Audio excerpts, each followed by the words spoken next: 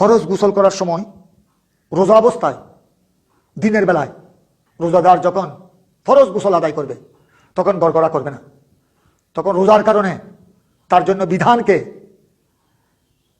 হালকা করা হয়েছে, তার জন্য বিধানকে সহজ করে দেওয়া হয়েছে। তিনি যেহেতু রোজাদার, আর গড়গড়া করলে পানি ভিতরে চলে যাওয়ার আশঙ্কা রয়েছে, আর পানি ভিতরে বেশি গড়গড়ার কারণে পানি যদি ভিতরে চলে যায় রোজা ভঙ্গ হয়ে যাওয়ার আশঙ্কা রয়েছে।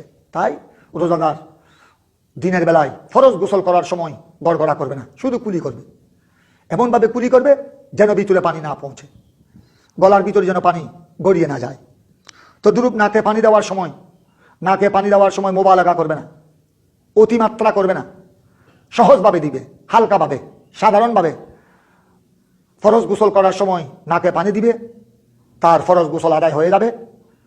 তিনি অতিমাত্রা করবে না, কুলিও বেশি অতিমাত্রা করবে না, গড়গড়া করবে না, কারণ পানি ভিতরে চলে গেলে রোজা ভঙ্গ হয়ে যাওয়ার আশঙ্কা রয়েছে। সাধারণভাবে কুলি করবে, সাধারণভাবে নাকে পানি দিবে, তার ফরজ গোসল আদায় হয়ে যাবে, রোজাটাও নষ্ট হওয়া থেকে মুক্ত হবে।